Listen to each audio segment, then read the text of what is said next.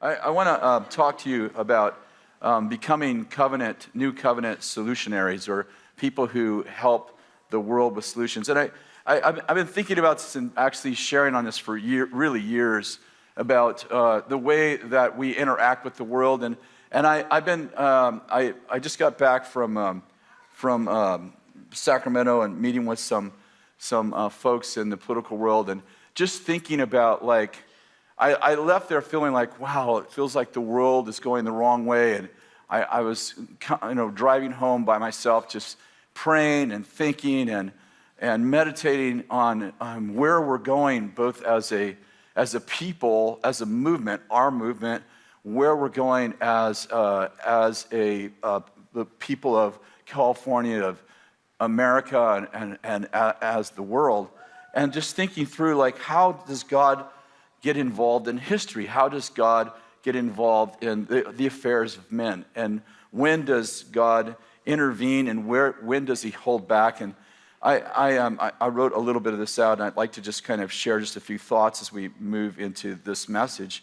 Our covenant with God benefits the world around us, whether they know it or not. God loves the world, and therefore he made his people to be salt and light, to help preserve the world and illuminate his nature. And although Jesus defeated Satan at the cross, there are times throughout history when the world seems to be under the onslaught of evil rather than the presence of the kingdom, partly because we live in this divine tension between the free will of man and the sovereignty of God. Why don't you turn to Psalms chapter 2? And I think that, this is a psalm written, I think, by David. Pretty sure this is a psalm of David. And there are times, and I think that David, went through these same kind of, if you will, soul-searching times when he felt like he knew that God was the king of the world. Just read through the Psalms, God's the ruler of the nations. And yet, other times, but yet in the midst of his knowing that God is in charge, and ultimately, how many know God's in charge, but in a unique way, or even a strange way, he's not in control. And what we mean by that, and I think Bill initially coined that phrase, God's in charge, but he's not in control. And every time you put that on social media, people get mad and like, God's in control of everything. Well, if God was in control of everything, there would be no murder, there would be no molestation, there would be no, it just goes on and on. Like, there would be sin if God was in charge, and if God was in control, I'm sorry. But in the other sense, God is in charge. He's ultimately in charge of everything. And so I've been living with this deep sense of seasons and epoch seasons, like a way in which God deals with a certain people in a certain time. And also these Kairos moments when divine favor meets divine opportunity. And so I want to just take a look through the scriptures a little bit and then tell you what I feel like the Lord is saying in this time for us as a movement. I know there's many people in here that you're visitors, and we're so thankful to have you. And you're watching by Bethel TV, and you're like, don't include me in your movement or your family. You guys are kind of weird. Yeah, the weird people follow Bill. That's how I got in, you know what I'm saying? Listen, you were thinking it, so I'm just like, I'll just say it right up front, like, you're his first weird disciple, So, but let's just read Psalms 2 and understand, and we all understand that when we're reading the Old Testament, we're not factoring in the blood of Christ. And so oftentimes the warfare that David and the psalmist and the Old Testament people talk about is very, it's the good guys against the bad guys, and there's a lot of talk about human warfare. And yet we know in Ephesians 6 that as new covenant people, our struggle is not against flesh and blood. But I still think the principles are great, and we also see the mindset of this, in this case, a king who's asking God, like, who's in charge and when are you going to act? And so I love this psalm because it jumps into really David's thoughts about this. Verse 1, why are the nations in an uproar and the people devising a vain thing? The kings of the earth take their stand, and the rulers take counsel together against the Lord and against his anointed, saying, let us tear them their feathers. I don't know what a feather is, but whatever it is, apart. Let's tear their fetters apart and cast away their cords from us. I think fetters are like chains or something. He who sits in the heavens laughs. The Lord scoffs at them.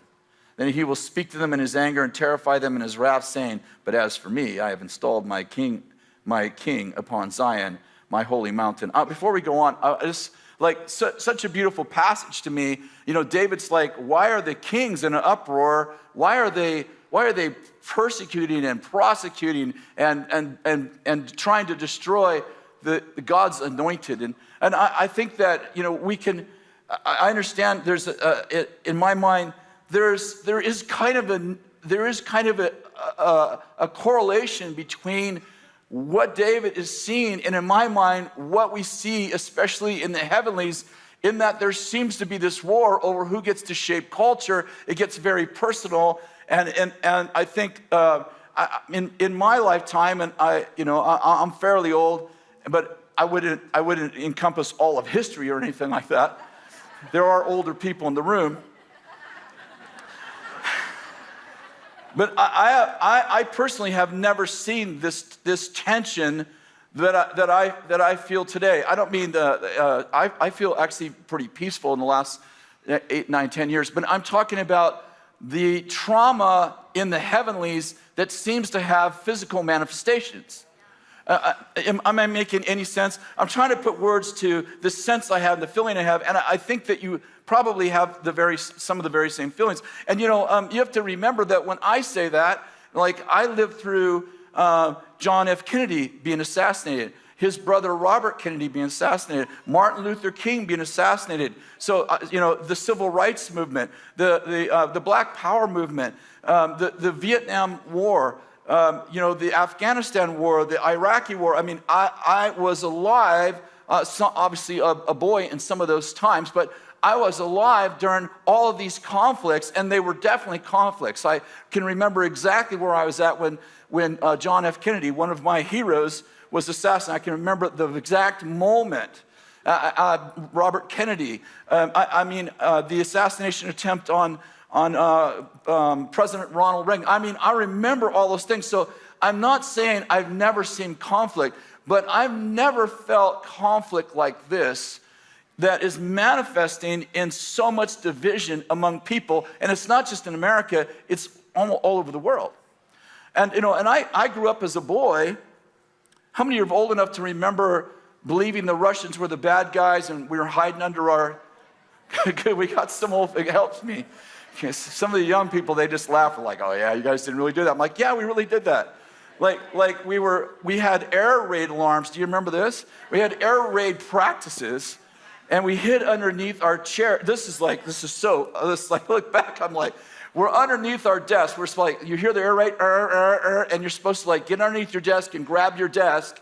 This is for an atomic bomb. But you remember this, like, am I telling the truth, guys? Like, and I think it's all about you feeling good about dying, because it's not going to have anything to do with you living. And it's funny, I've been to Russia several times now, and our teams have been to Russia, and God's really opening up the Russian people. And by the way, I have really fallen in love with the Russian people. But I was sharing this story amongst some leaders there, just talking about the reconciliation that we're having with them, Americans having with Russians, believers having with Russian believers. And I was telling them the story, and they started laughing. They said, we were hiding under our desks too. So when I say, I'm trying to give some validity to this thought. I've lived in those times. My uncle built a bomb shelter. That was very popular. I knew many people who had a bomb shelter. In my family, we had a big family meeting, and my family, my uncle built a bomb shelter, and that was my family's bomb shelter. It was built in a central place so that we could all get to it in a time of war and live. It wasn't just like a little passive anxiety. People were terrified that someone was going to push the button and we were all going to die. And we lived with that as little children. As far back as I can remember, we lived with someone's going to push that button and we're all going to die. And I want to say those were tense moments, but I've never lived in the tension that I see today. I've never lived in the tension I see today. I don't mean I haven't lived in more danger, because I have lived in more danger. I think the world has got, I know you're going to, I can only imagine what I'm going to get now. I think the world has become safer and safer and safer. Now, that being said, if someone pushes a button and blows us all up, then this sermon will self-destruct, so no one will ever know I said this. I mean, if you've done a study of wars in the last 100 years, you know that wars have dramatically decreased. That doesn't mean that there isn't violence in the streets. I'm not trying to take anything away from, your eschatology of people getting worse, whatever you need to believe. But actually, wars have dramatically increased, and the world has gotten safer. I'm talking about physically safer. But I've never felt this much tension in the spirit that has divided people and set people against one another. And in America, now I know we've been sheltered, guys. We've lived in a wonderful country, and if you live in another country, I hope you love your country as much as we love our country, because we love our country. We're very patriotic. In America, we have been largely sheltered from religious prejudice. Largely sheltered. There's always been some, but there is an all-out onslaught. When I use the word religion now, I'm using it in a positive way. There is an all-out onslaught against religious values. And I never grew up with any of that. Like when I was a boy, even though I didn't grow up in a religious home, I didn't grow up as a Christian, religion was very much seen as a positive thing and something my grandparents did not lead me in. And so when I read this passage of Psalms 2, where David says, why are the nations in an uproar and the people devising vain things? And the kings of the earth take their stand and rulers take counsel against the Lord and gets us anointed. I'm like, this feels very true today. This feels like David could have wrote this for American 21st century culture, because this feels very true. And then David begins to remind himself of some things. And now if we could I'm going to spiritualize this a little bit. I realize that this is probably what David meant, but I think that this is very much what's happening in the spirit realm and what God's doing in this, if you will, the spiritual warfare. The Lord scoffs at them. He sits in the heavens and laughs, and the Lord scoffs at them. I love that passage because it kind of, Proverbs says, the wicked, he sets a trap, he digs a pit, it says in my version. He digs a pit for the righteous, but then he falls in it himself. Do you remember that old Roadrunner? I said, man, I'm really dating myself. Some of the young people aren't even hearing the message. They're like, I'll catch it later. I'll look it up on Wikipedia and see if I can figure out what he's talking about. You remember the old Roadrunner cartoon? Or was it Wile E. Coyote, I think? That was always setting a trap for the Roadrunner. And then, he's got this trap. He's got it all set. And then the Roadrunner, me. And then the bomb goes off and the coyote blows himself up like over and over again. And he never dies, but it's kind of cool. And nowadays they show his body parts everywhere and he dies. But we weren't violent in those days. We used sticks. I love this passage because David's like, I see the enemies of God, they're oppressing us, and he goes through this whole long dissertation about how bad things are, and then he goes, and then I looked in the heavens and God's laughing, and he's scoffing at them. He's like, you guys are so stupid. I'm like, I was driving home from Sacramento, and we were talking about so many of the things that are happening right now as transgenderism and things that are happening in our school. And it was like 3 hours of it's one of those things the people were good, trust me. It was just when you're talking about challenges and problems and, oh my goodness, and everybody in that meeting was super intense. And I'm usually the most intense person in a room, and I was like mild-mannered in there. And I'm like, wow, there are more intense people than me. And I was driving home by myself, and I'm like, man, I need a washing of the water by the word, because I left there feeling low, not excited about life, thinking what is happening. And I recalled, I actually don't know this chapter very well. It's not a chapter I've memorized, But I recalled the Psalms, the content of Psalms 2, remembering that that David is complaining about his enemies taking over the world and what's going to happen and why is this happening. And then I remember this part of the psalm on my drive home, like, but the Lord thinks it's funny. It's like a bunch of ants. I was thinking about ants. You know, my wife hates ants. Like, it's so crazy. Like, we lived in the woods for 20 years, and like we've had bear, skunk in our house. We had a bear try to get in our house. We had deer live around us. I mean, we would have been in utter danger. And my wife's a killer. She like shoots deer. She's a bear hunter. She's a hunter, and she's afraid of ants. She hates them. She's afraid of them. She's like we have. If you go to our house, we literally have this ant spray in nearly every cabinet, just in case you can get to them right away. And spiders. She hates them. And you know, they build these, you know, these sand castles, and you go over and you knock them all down. Then a few minutes later, they're all back building it again. That feels like what the Lord does. Like, just knocks over their sand castle and watch them all come back. But listen how David finishes this.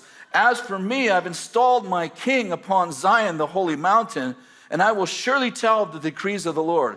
He said to me, you're my son, today I've begotten you. Ask of me, and I will surely give the nations as your inheritance, the very ends of the earth as your possession. You shall break them with the rod of iron. You shall shatter them like earthware. Now, therefore, O kings, show discernment and take warning for the judge of the earth. Worship the Lord with reverence and rejoice with trembling. I just want to read that because I just want to remind you, like, we went. Like, whenever you're reading, you watch too much of the news, and you're like, what is going on? Oh, my goodness, the world's getting worse. Just go over to Psalms 2. It's like, we win. We win. And then God's ultimately in charge. He's ultimately in charge. And so I love that passage. I want to talk a little bit about the power of God's presence, And in 1 Samuel chapter 5, if you want to turn there, there's this, if you're not aware of it, some of the folks that are with us are new believers and maybe haven't heard some of these stories, but the Lord made a covenant with Moses and told Moses to build something called the Ark of the Covenant. How many of you never heard that term, the Ark of the Covenant? Okay, so at least you've heard that term. And basically, it was a fancy box with, inside the box, it had the 10 Commandments in it. It had the rod, the almond branch of Aaron in it, and it had the manna. It had manna in it. It was kind of like the Ark of the Covenant, or another name for it was the Ark of the Testimony. So it was like these were acts, these were mementos, if you will, of the acts of God that were in the box. But here's the odd thing. Some people would say it was a symbol of the presence of God, but actually it wasn't just a symbol of the presence of God, it was the presence of God.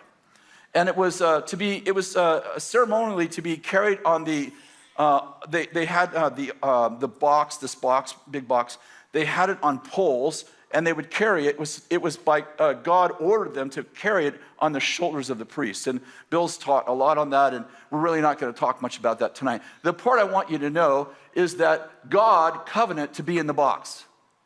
So, don't put me in a box. God lived there for a long time.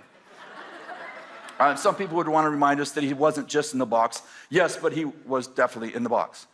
And so the Israelites took a lot of confidence in having the ark with them, because it was like, I know this sounds so silly, it was like when they were walking with God, they took a lot of confidence in the box being with them because they knew God was with them. When they weren't walking with God, they kind of treated it like a lucky charm, like a rabbit's foot, like, we've got to have the ark with us, we'll win.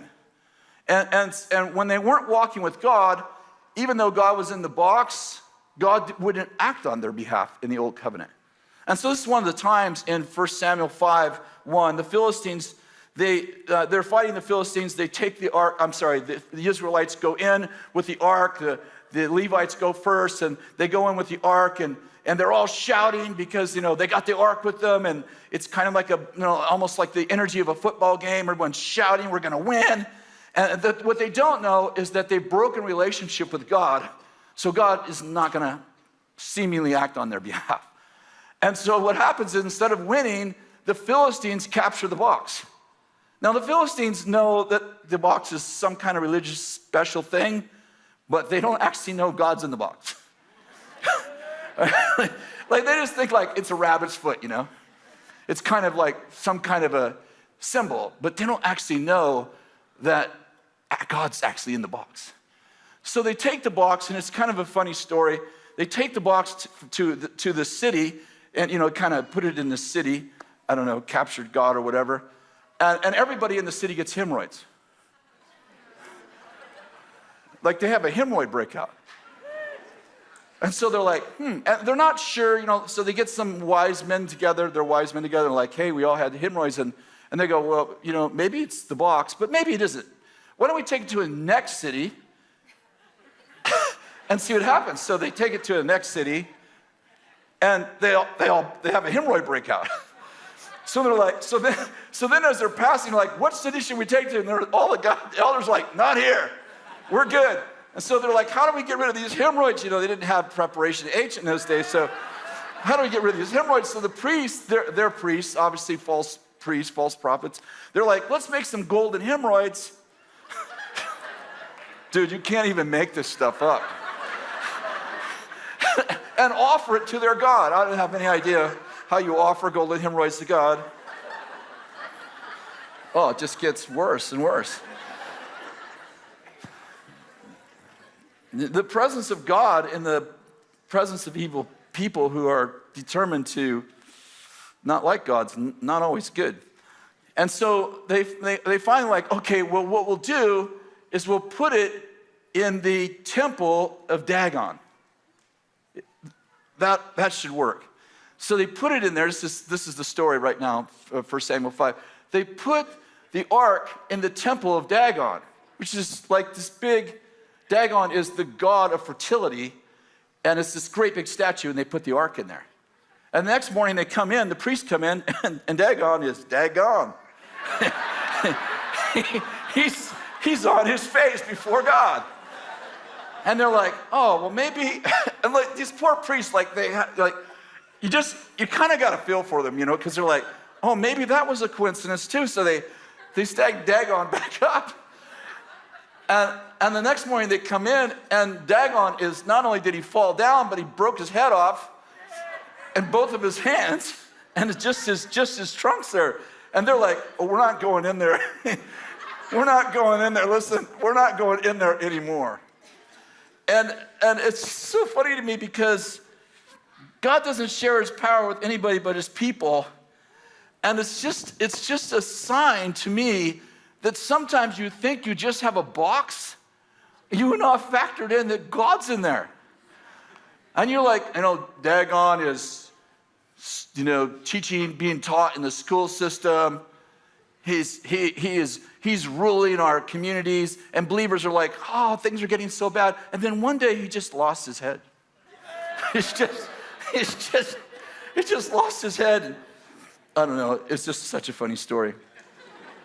And 2 Samuel chapter 6 is another great story. Bill has so many great teachings on the early days of Mountain Chapel. Bill taught this whole series on worship in the Tabernacle of David, and I still have them. I have lots of them just memorized, but this is a story in 2 Samuel, again with the box, with the Ark of the Covenant. And David's like, we got to get the Ark of the Covenant, the presence of God, into the city of David. So they go through this whole thing, and by the way, it would take the whole evening to explain this in a way that was really accurate. But they're taking the Ark of the Covenant, they put it in a cart instead of carrying it on the shoulders of the priest. They put it in an ox cart, and they're heading for the city of David. Everyone, again, is excited. You can imagine it's kind of like the energy in a football game, and people are just, wow, here comes the ark, and people are dancing and shouting, and it's, this think like, hey, we're going to have the box with God in it in our city. And then the cart like hits a rock, and the ark almost falls off the cart, and this guy, Uzzah, he goes to grab a hold of the ark so it doesn't fall out of the cart, and God kills him. Listen, aren't you glad for the cross? I read those stories like, I'm so glad I live on this side of the cross. I'm sure I've touched that box many times and lived, And God just kills him. And so David is like, the party just dies right there. And people are like, oh no, how are we going to get the box? It's just such a crazy story. And so they park this box, the Ark of the Covenant, they park the Ark of the Covenant at Obed-Edom's house. Now remember, when the Ark of the Covenant, just a few years later, went to the Philistines' house, they all got hemorrhoids. So I can imagine, Uzzah just died. I mean, this isn't in the Bible. This is just my thinking. Like, they're like, hey, we're going to, Uzzah just died from touching the Ark. The Ark's got a reputation for giving people hemorrhoids. And they're like, and like, it just like, and it like, how did they choose Obed-Edom's house? I don't know. I just imagine it was like a really close house. Like, we better not take this thing very much further. Who's close? I'll just put it in his garage. Put the Ark in Obed-Edom's house, garage. And I'm sure they're like, hey, how you feeling? And here's a report. Everything in Obed-Edom's house was blessed. It was only there for 3 months, and it says this, and everything in Obed-Edom's house was blessed. And the report comes back to David, and David's like, how's it going over there at the garage where the Ark's parked? And they're like, everything in Obed-Edom's house is blessed. Everything is blessed. The guy has broke out in prosperity. His kids are well. His family's well. His marriage is good. His finances are amazing. David's like, oh, we got to get that back. And it's a great story of how they get the Ark there. My point is this. Do you know the Ark of the Covenant of the Old Testament is you in the New? Do you know that God's not living in a box anymore? He's living in you. No, I don't know if you're getting this. I'm saying God lived in a box. I know he didn't just live in a box. I get it. Please don't send me. I get it. I understand it. But he lived in a box so that the presence of God affected people differently according to, in the Old Covenant, of course, their relationship with God. Do you realize God don't live in a box anymore? But he does live in you?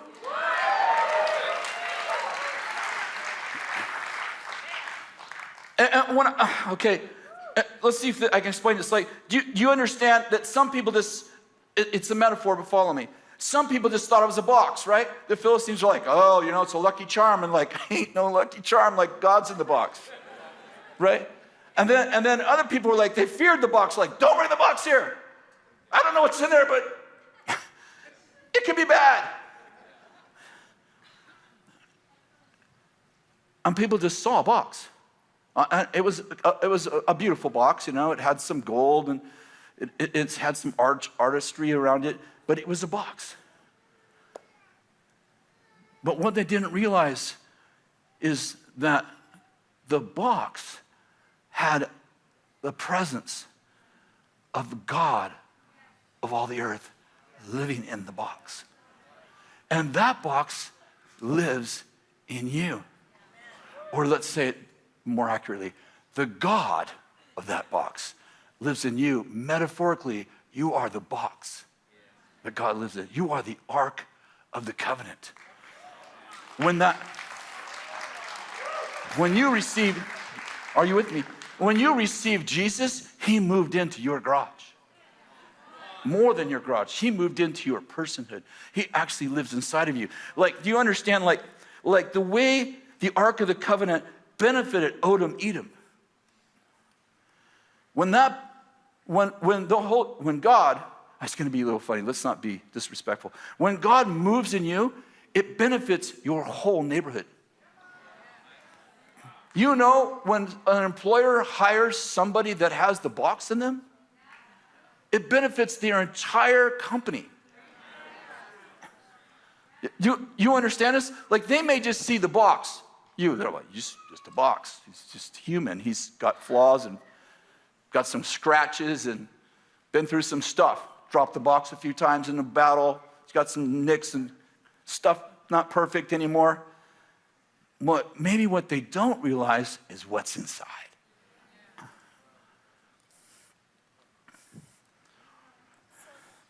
When you show up, this is probably obvious, God shows up. Like you're like, I don't know what to do. Show up. It may be a city council meeting like, God, I don't know anything about politics. I don't even want to know about politics. That's not even my interest. And God goes, I just need you to show up. What am I going to do when I get there? No, you don't understand. You bring me. Listen, you may not even have to talk. You just show up, and the presence of God, the intense presence of God is covenant to be with you forever.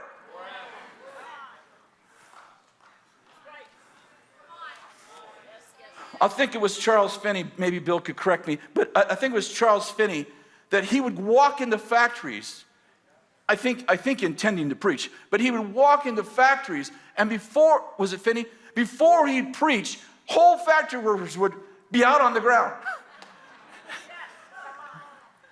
This is before the Toronto blessing, way before the Toronto blessing. Like, whole factory workers would be out on the ground under the presence of God. And Finney hadn't talked yet. What happened? He brought the blocks. Hadn't even done anything yet. I'm saying sometimes all you got to do is just show up.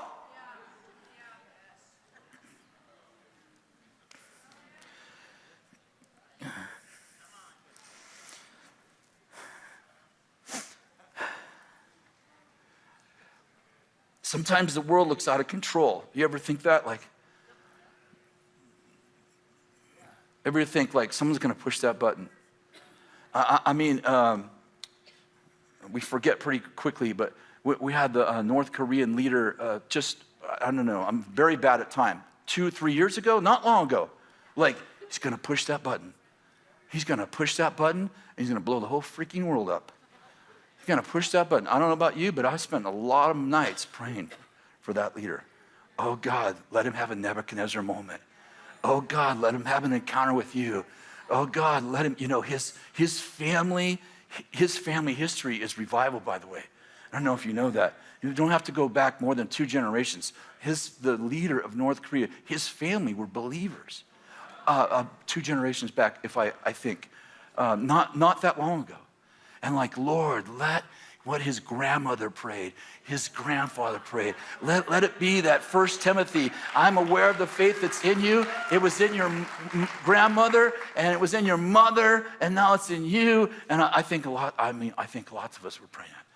And there were some days where it looked like he might press that button. And I'm like, oh Lord, just the unthinkable. And then it passes. And I think about that in my life and things that happen in life. And have you ever thought about the will of God, the sovereign will of God? It feels like it's more on a rubber band than a chain. Do you know what I mean metaphorically? It feels like the will of God is whoa, and then it's oh, it's coming back. It doesn't feel like it's Kong! You hit the chain, it's God, when are you going to act? Oh, it's getting worse and worse and worse. Whoa! Comes back. And I'm I have to remember that ultimately God is in charge. I think about the Tower of Babel, and this is interesting. I don't think I'm going to read the whole thing. It's in Genesis 11 if you'd like to just look it up. But it says the whole earth spoke the same language, and you probably know the story. They start building this tower. It's a very interesting tower because God's interested. You can imagine that people built all kinds of buildings in those days, and yet God's interested in this particular building because this isn't just a building. This is a way of reaching heaven outside of God himself.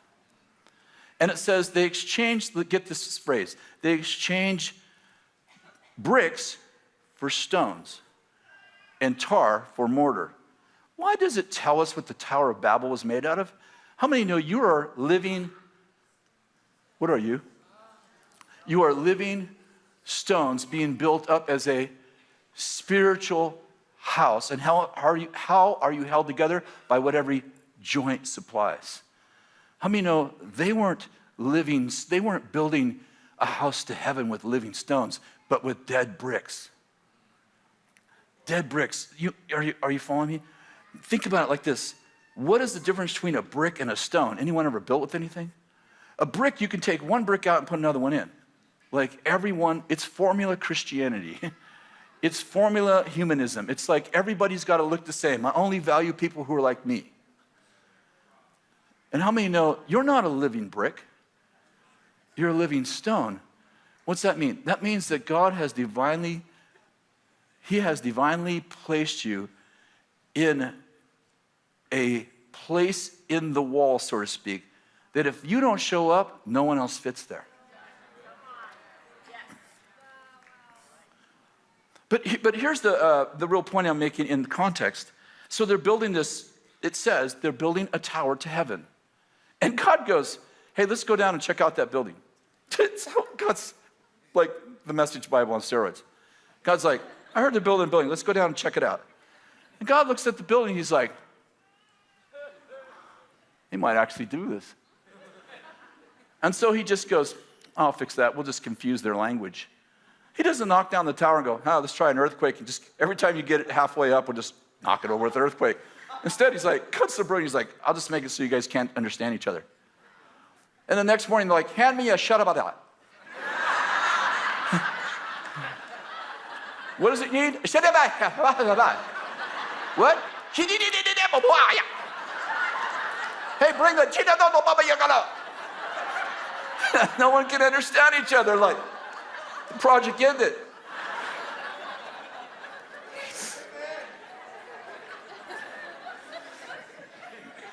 You know, what I really love about this passage is this part, in light of, think about where my head's at. God, things don't look good. And I see God, and it's like, you know, people are metaphorically, they're building towers to God. There's, you know, humanism is taking over. It's the tallest thing in the room. It's the tallest thing in your city. Like, everybody's coming to see it. And you're like, God, you see what this person's doing, and it feels like it's out of control. And then finally, God just shows up. Oh, I'll take care of that. It won't happen anymore. And I think, okay, here we go. I think about nuclear weapons and the ability to destroy the world. And I think, you know, that'll never happen without God's consent. Maybe I should say it differently. I feel a safety when I read stories like the Tower of Babel. When I look down and the world's being taken over by humanism, or it's been taken over by some crazy, you know, person, some crazy dictator, a monarch, and it's like he looks like he's going to kill the whole world, but God died to save the world. And I look down, I'm like, God, I can imagine God's like, oh, anyway, you get the idea. I just feel safe when I read stuff like this. It feels like God is like, there are Kronos moments that I've taught this recently. I'm learning more and more about this, but you know, there's Kronos. Kronos, we get our word calendar, or chronology. It's like, it's clock and a calendar. This is our daily, you know, we all live on it. Like, you can, in America, you can do the right thing, but you can be 10 minutes late. You're like, you're late. We've broken the world up into minutes. Your whole world, like, there's so much tension in the world. It's like, you came to a meeting, like, you were late. You failed. You were late. You missed the minutes.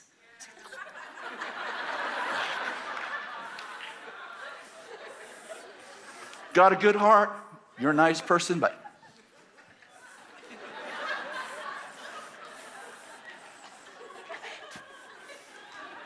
we live really serving Kronos, clock and a calendar, dates and time. And by the way, I don't think it's wrong. I'm trying to explain, like, this is our daily life. This is how we live. And then once in a while, seemingly, we run into this other way the Greeks relate it to time, called Kairos. And Kairos is not quantitative. It measures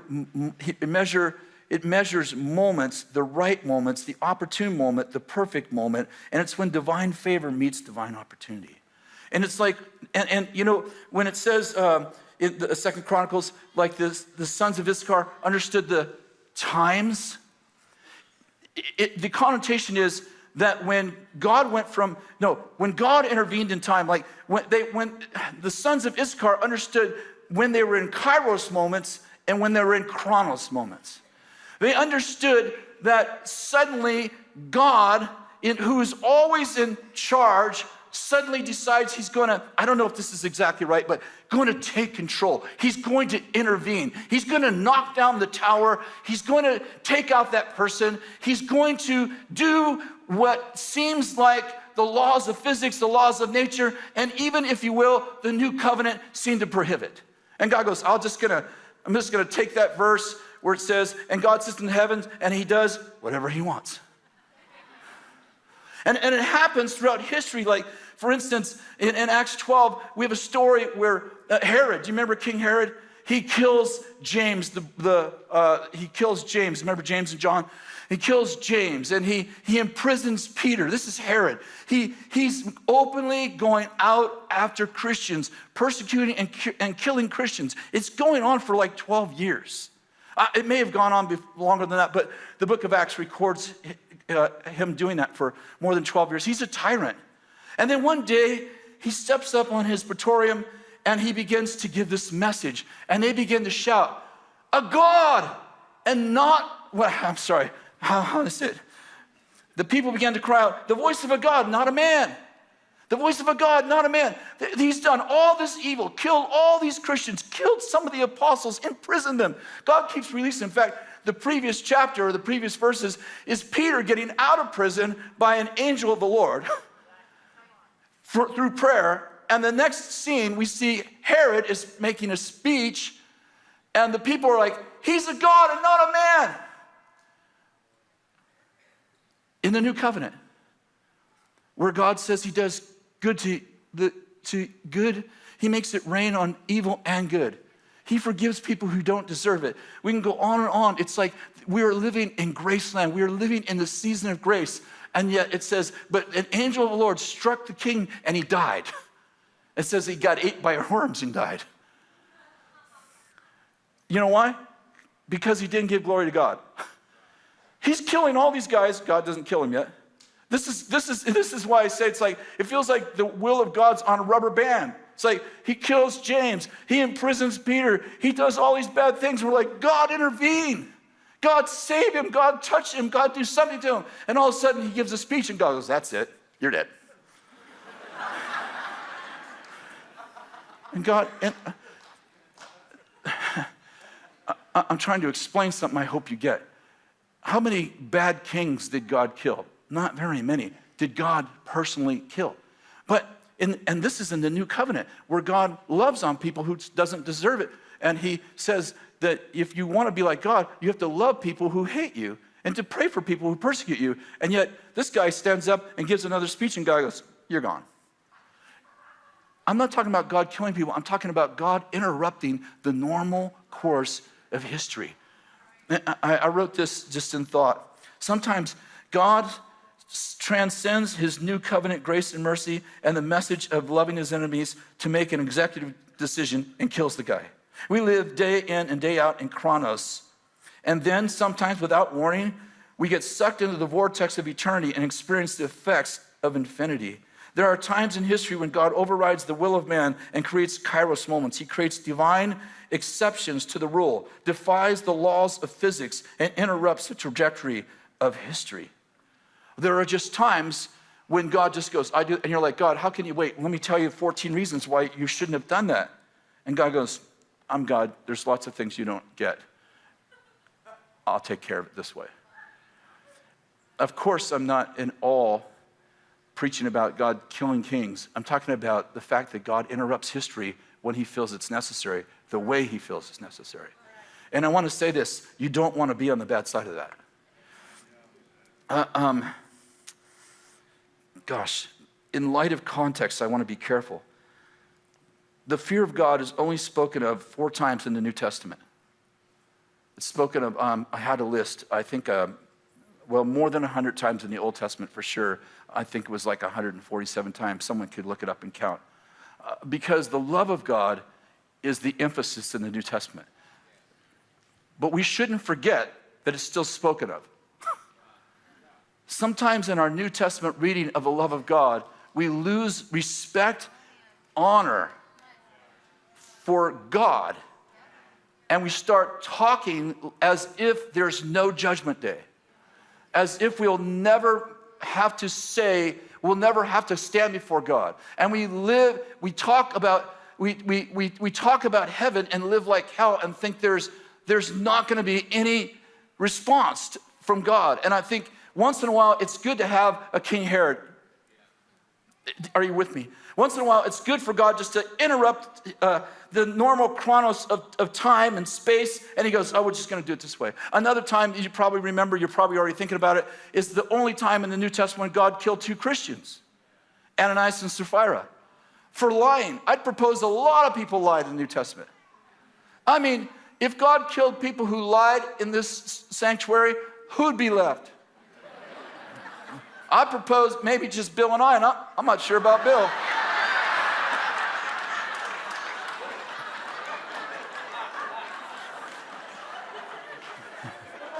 Obviously joking about Moses. But I think you get the point. Like, what did they lie over? How much they sold the property for? They were trying to behave. Listen, they sold the property.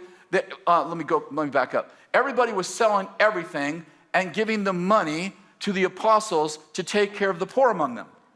Ananias and Sapphira said, well, we got to get into that. And they sold a piece of property, but instead of giving it all, they gave a part. Who knows if they gave half or if they gave almost all of it, but they represented it as if they gave all, as if they were doing what everyone else did.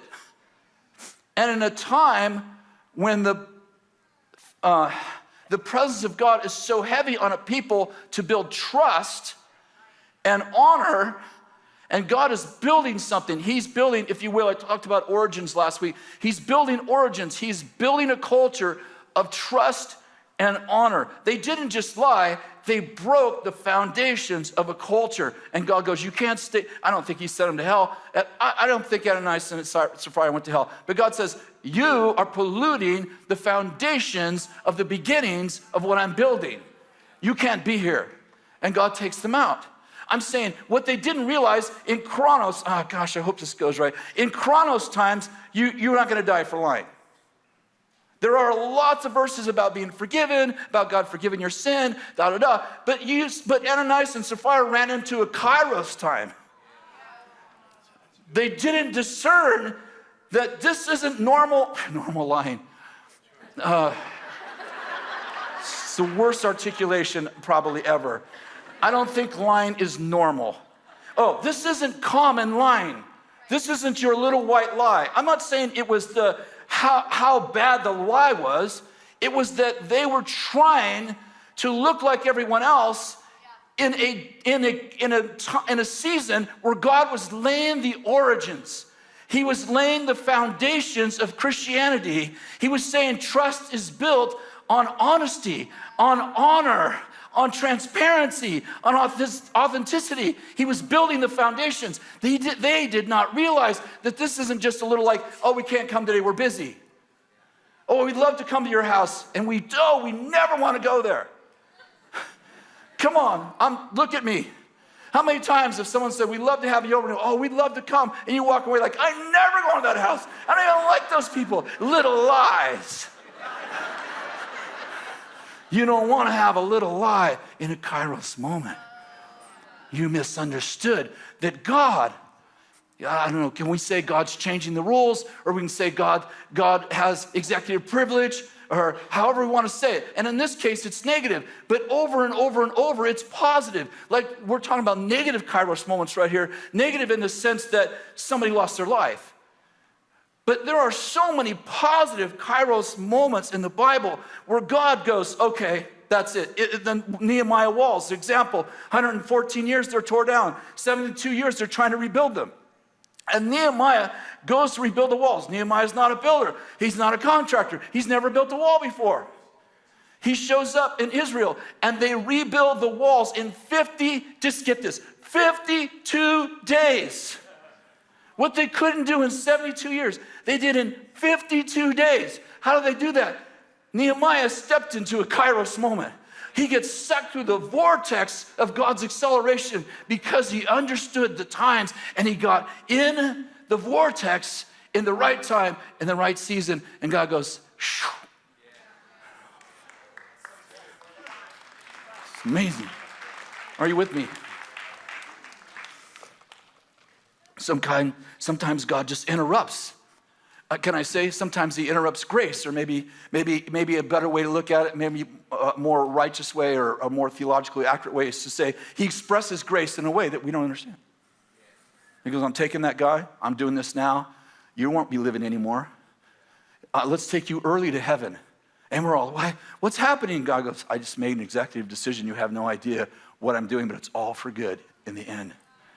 I remember when I was in high school, I've told this over and over. I had a God encounter when I was 15. My mother got healed through this God encounter. But I didn't meet God for 3 years. But God was definitely after me. I mean, like he was actually plaguing me. Good plague.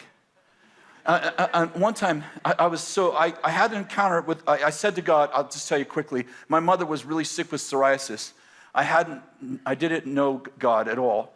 And I said out loud in my bed, God, if you heal my mother, I'll find out who you are and I'll serve you the rest of my life. And an audible voice says, you have what you accepted. You have what you asked for. And the next morning, my mother was completely healed. And a week later, the voice came back and he said, you said that if I healed your mother, you'd serve me, and I'm waiting. So there was this 3-year journey. Well, so in the middle of this 3-year journey, I'm in my psychology class.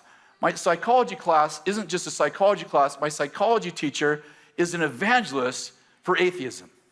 He does not believe in God, and he makes it known nearly every class. And remember, this is during the Jesus movement, which I didn't know there was a Jesus movement until I graduated and I realized I got saved in the Jesus movement. But I think it was a response to something that was happening in culture. Anyway, we got told I don't want to say every week, but we got told often there is no God. And, he was teaching us Freud and all this crazy stuff. And, I was so ADD and I couldn't read anyway. So there's no chance he had any influence over me for any reason. So one day I'm sitting in class and doing what I'm doing. I'm like, I'm half listening. I don't get it. I don't understand. And he's talking about this thing. I remember him talking about Freud, and he's talking about, and evolution, and there is no God, and then he makes fun of people who believe in God, and he's going on and on. Remember, I'm just like, I'd never read the Bible. And out of the blue, I stand up in the class, and I give a complete dissertation on the divine design, the divine nature of God, and his divine design in nature. 8 minutes, 10 minutes long. This whole exhortation, using words I've never heard before. And I'm standing. I'm sitting there and I'm just listening to him, and I can still remember this part. I'm thinking, gosh, man, what time is class over? Wow, I'm so bored. And all of a sudden I'm standing. I'm like, well, let me tell you what God says about that. And I give this entire exhortation about the divine nature of creation. Remember, I've never read the Bible. I have no idea what I'm talking about. And I'm totally calm and bold, as if I knew what I was talking about. And then I sat down. The teacher was terrified to say anything. He just looked at me like, and the class stood spontaneously and started clapping. Just started spontaneously clapping. And then when I left, the class gathered around me like, wow, man, what have you been studying? I'm like,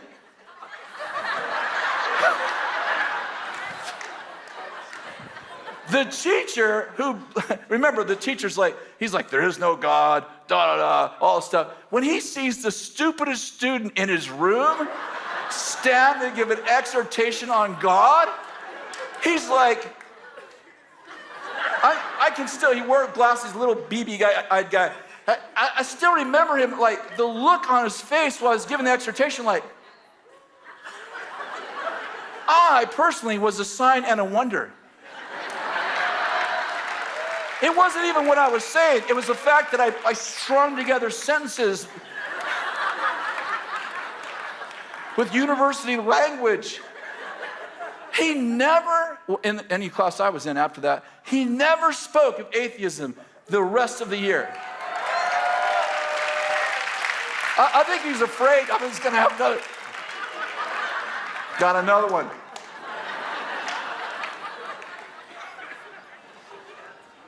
Before I had the God encounter, when I was 15, a freshman in high school, before I had the God encounter I told you about my mother getting healed, I'm a freshman, and it was during the Black Power days, and our school was 1/3 black, African-American, 1/3 Mexican, which we called Chicanos in those days, and 1/3 white. And it was a very violent school. It was about 27 to 3,000 students.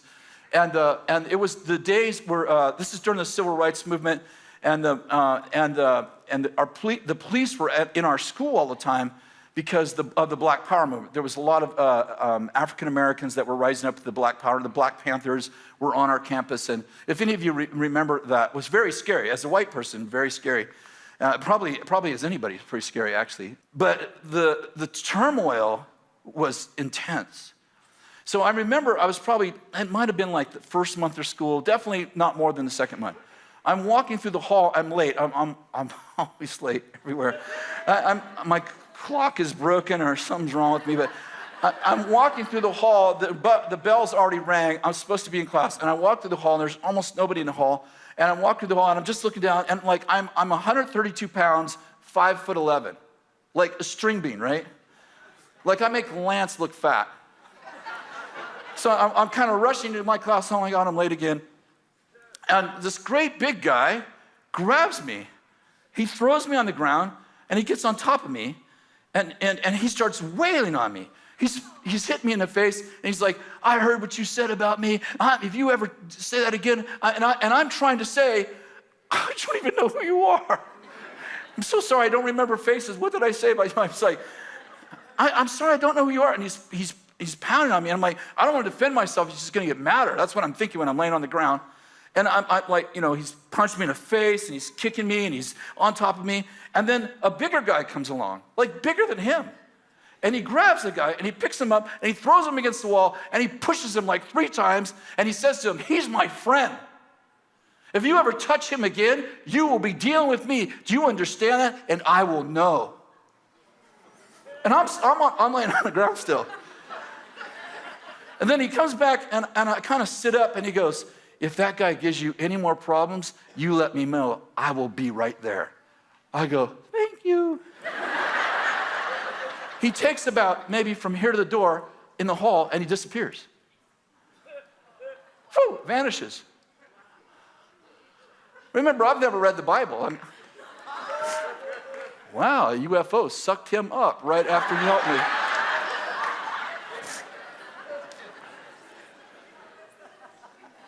God just intervened. And I can go on. Like I had many of those encounters in the 3 years where I was journeying for God. It was like God would just show up. It was, I'm sure it was kind of like this way. It was like God sent some angels. Okay, that guy, he's assigned to salvation. He's kind of a smart mouth. You might want to stay with him. And God intervened over and over and over. I could spend the rest of the night just telling you story after story, crazy stuff. But remember, I still didn't know it was Jesus. But God was breaking in. You're with me? In Kairos moments. I can imagine that my ancestors from heaven, the Hebrews 11 people were surrounding us like, oh no, what's he going to do now? How's it going to go? And God's like, oh, hurry, send the angel over there. He's about to get his butt kicked again. I was always in trouble.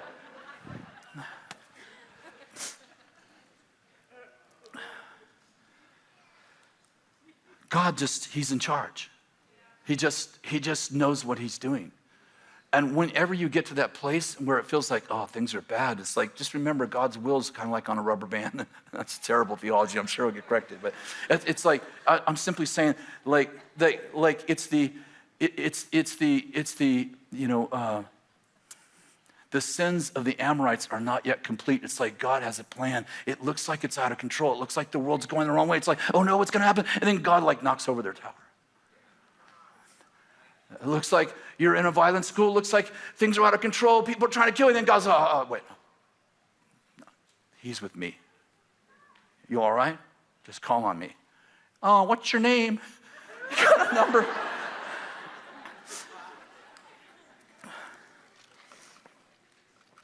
To finish this last idea, I remember the story. I was telling a bunch of congressmen the story the other day. And we were talking about the fact that if you're in Congress, you're not powerless, no matter what side of the aisle you stand on, because God put you there. You can't possibly be powerless. I don't care if you're Democrat, or you're Republican, you're independent. If God called you to government, you're not powerless. And I was telling the story about this, my friend, our friend. He was a deputy sheriff in Trinity County. And we used to go to the convalescent hospital every Sunday. Him and I would go to the convalescent hospital for like 5 years, 6 years. And we would just go, just pray for and do a little service for the elderly people. And so we would stand out front of the convalescent hospital every morning. We'd meet there, and then we'd just grab hands and we'd pray a little bit. I'm talking about like 3 minutes, Lord, just, what you can imagine. Lord, just bless the hospital. Lord, let us be a real blessing to the elderly people. Lord, heal some people today. That would be great. We just pray these really simple prayers. So we get there early one morning, and we do what we've been doing for years. And we grab hands to pray, and Paul prays a little bit, and then I go to pray. And when I go to pray, and this is exactly how it happened, instead of praying, I say, you'll be the next sheriff of Trinity County. Much like the psychology class. Like, I didn't know I was going to say it. I didn't even think it. It just came out of my mouth. And he said, what did you say? I said, I just said, you'll be the next sheriff of Trinity County. He goes, why did you say that? I said, I have no idea. I was not premeditating that. I didn't think of it. We never had a conversation about it. He goes, wow, do you think I'm supposed to run for sheriff? I said, I'm serious. I never knew I was going to say that. So the short story is he runs for sheriff. Danny Silk and I became his campaign manager. I don't think Danny or I had ever voted before, much like, this is again like, Forrest Gump, like stupid is as stupid does, It's like, he's like, you prophesied you're going to be my campaign manager. I'm glad those rules didn't stay in place, very long. So Danny and I, we became his campaign manager, and that year, 9 people ran. And we were all excited, like God spoke to him. He was excited, we were all excited. This is the early years, not early years of prophetic ministry. We had been doing prophetic ministry, but it was the early years of giving people directional words, stuff like that, And especially the way it all happened. So we're like, divine moment, Kairos moment. We didn't say it like that. But so we go down to the precinct to watch all of the precincts come in. We go down the courthouse to watch the precincts come in. I don't know, there's probably 75 or 100 of us there, all watching to see how the primaries went. And he took, out of 9th, he took 7th. We literally went home and cried. I went home and cried. I was crying for probably more reasons than I understood. Like, I was crying, obviously, because he lost, but I was also crying because how could God speak and it not happen? Like the confusion over what God said and what actually happened. I didn't understand it. I was young. We didn't have a lot of the directional stuff happen. It felt like the beginning of something new, like we were breaking into something new, and then it went bad. And so that was obviously on a Tuesday. On Saturday morning, it was like Paul gets up every morning early, and he reads his Bible and exercise, and I'm like, I sleep in anytime I can. So 6 o'clock in the morning, my phone rings. In those days, you had a wire phone. I pick up the phone, it's by my bed, and I'm like, hello. He's like, hi, this is Paul. What are you doing? What time is it? He's like, it's 6 o'clock. I said, I'm sleeping, man. What people do on Saturday morning?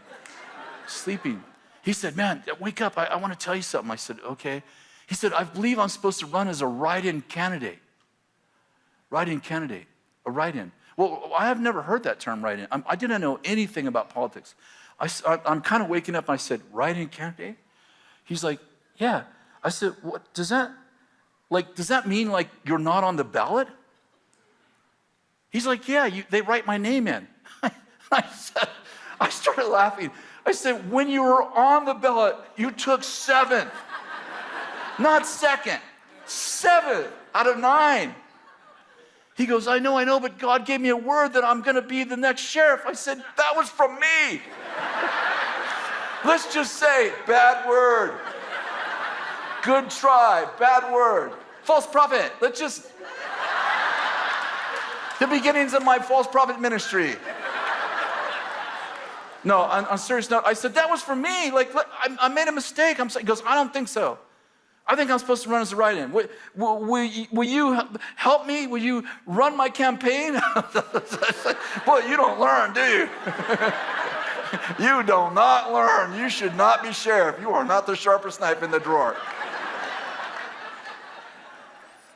And I'm like, I don't know. I have to think about it. I have to think about it. I need to wake up and think about it. So, okay, well, call me later. Yeah, right, whatever. Kathy wakes up and she's like, what's going on? I said, Paul. That was Paul Schmidt. She goes, yeah, what did he want? I said, he wants to run as a write-in candidate. She goes, write-in candidate? What's that mean? I said, his name's not on the ballot. They have to write it in. She said, he's crazy. She said, he's crazy. Then she went back to sleep. So anyway, a day went by or whatever. We talked, and I'm like, okay, Danny's all in. We're like, yeah, we're with you. Bill, so the Sunday before the Tuesday that the final election, write-in candidate, right? Bill calls him up on a Sunday morning before the Tuesday election and anoints him sheriff. Bill's like, comes over, is like, hey, I think we're supposed to commission him as sheriff. I'm thinking, oh, it just keeps getting worse. This guy's got guts. So he brings him up in front of the whole entire church. I'm thinking, well, let's have a little elders meeting and prayer. Bill's like, have him come up and let's pray for him right here. Oh, gosh. So we bring him up and we anoint him sheriff. He wins by a landslide.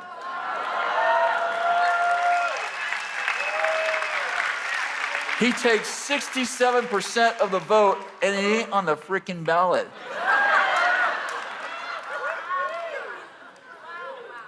You know what Paul understood? Maybe Bill understood that I definitely didn't understand. Paul knew that he was in a Kairos moment. He knew it. He prayed, and he's like, I know I'm not on the ballot, but God said it, and I believe it, and this is a different time. We're not in Kronos. We're not in Kronos time. This isn't the way. Yes, you can do the surveys, and those are all good. Plans are, of the man stand, but the decision belongs to the Lord. And Paul realized something that we forget. The lot is cast, but the decision belongs to the Lord. You might say, well, the guy with the most money won that election, and that election, and that election, and this election, and the guy that has the most experience, and the guy with the best marketing won. And these are all Kronos times.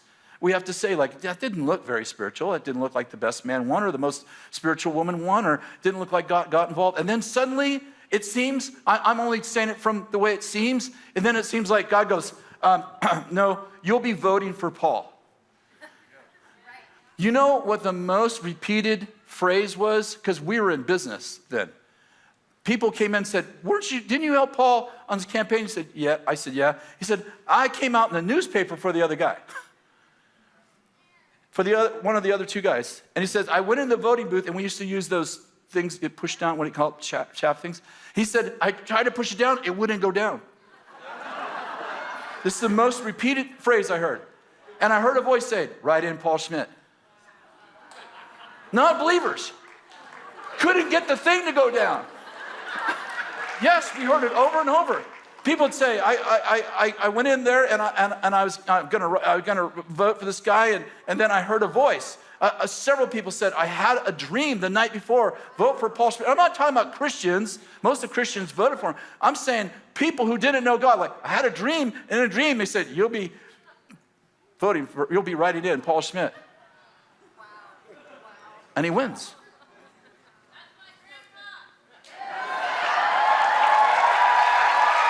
Stand up. That's your grandfather. You know that story, right? You know that story. That's a good story. And then he won 4 more terms after that, right? Yep. I think he won 4 more terms after that, won 5 terms total, and didn't have to run as write-in after that, won every time. My point is, when God gets involved, you better understand the difference between Kronos moments and Kairos moments. Because when you're in a Kairos moment, you want to behave like the sons of Issachar, who understood the times and understood what Israel should do in the times. And I want to finish with this last thought. We are in a Kairos time. No, listen, this isn't a hurrah message. The Lord told me, we're in a Kairos time. I don't know if it's going to last another month or another 20 years, because if you look in Israel's history, those Kairos moments they could have been moments like we talked about in the book of Acts 12, where God just takes the life of that king. And I'd propose that was actually a part of about a 28 to 35 year Kairos moment. Like, you think of a moment, you think, 1 second, but I'm saying, I think for about 30 years, the early church was in this Kairos moment in which God kind of seemed to act outside of the rules and the expectations of people. And I'd propose that we have been in a Kairos moment for about 2.5 years. And I don't know how long it's going to last, but I'd say be very careful in a Kairos moment. And I say careful, not like, be careful, like, don't do something wrong. I mean, be like Paul Schmidt. God said, I'm going to be sheriff. I don't care I took 7th. I'm running in a write-in. I told that story to 6 Congress people a month ago. First guy goes, I had one of those. I said, really? He goes, yeah. He said, I was a businessman, and I was praying, and God gave me this phrase. He didn't tell me what the phrase was. He said, God gave me this phrase. And he said to God, God, if that's you, confirm it to me. And he even said, like Gideon, who had the fleece. So he goes to work, and as he's driving down the freeway, he sees a license plate frame. And he said, a voice told me, go back and pick that frame up.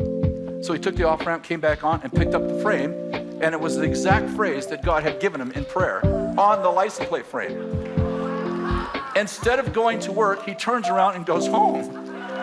And he says to his wife, I was praying this morning, and the Lord gave me a phrase. And she goes, was this the phrase? Before he could say it. He goes, yes, look, it's on the license plate frame. He wins by a landslide. The guy next to him, remember there's 6 of them, the guy next to him goes, I had a miracle.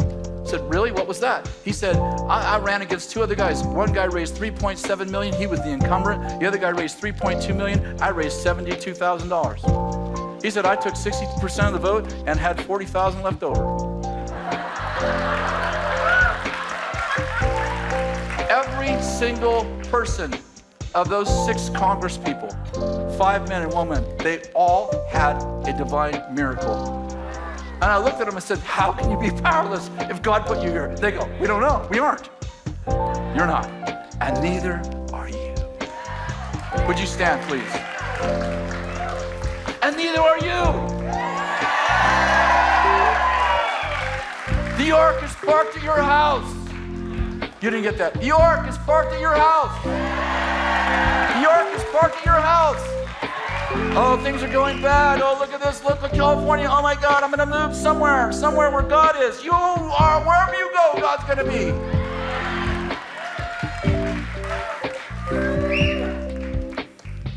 In Jesus' name. That's my message.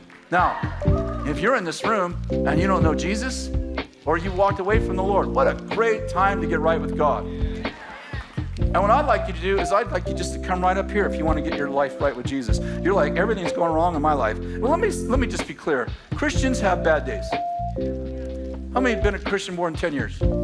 How many have ever had a bad day? Oh, okay. Just want to make sure everybody knows, like, I'm having a bad day, man, I'm not a Christian. No, you have bad days. But how many know God's in charge of those days? He brings good out of bad. But if you don't know the Lord, you're having a bad life. If that's you, I'd like you just to come right up here right now and let us just pray for you. If anybody like that, just want to raise your hand and say, that's me. I need the Lord. Maybe you walk with God and you walked away and literally you're like, what am I doing here? Like, what you're doing here is the Holy Spirit called you here just like he did me when I was a boy. And he was after me every minute. He was protecting me even when I didn't know him. Maybe that's you tonight and you want to get right with God. Is there anybody here? Maybe you're watching by Bethel TV and you're in that same place. We just want to say, God loves you. He has a wonderful plan for your life. And he takes everything that's bad in your life and he turns it around for good. All right, let me just pray for you. God, I thank you for all these folks. Lord, I thank you for just the fact that we get to be alive in a Kairos moment. That they will write about 100 years from now. There was a people who lived in this moment in history and they changed the world. Lord, we bless your people and we thank you for those people. In Jesus' name, amen. Good morning.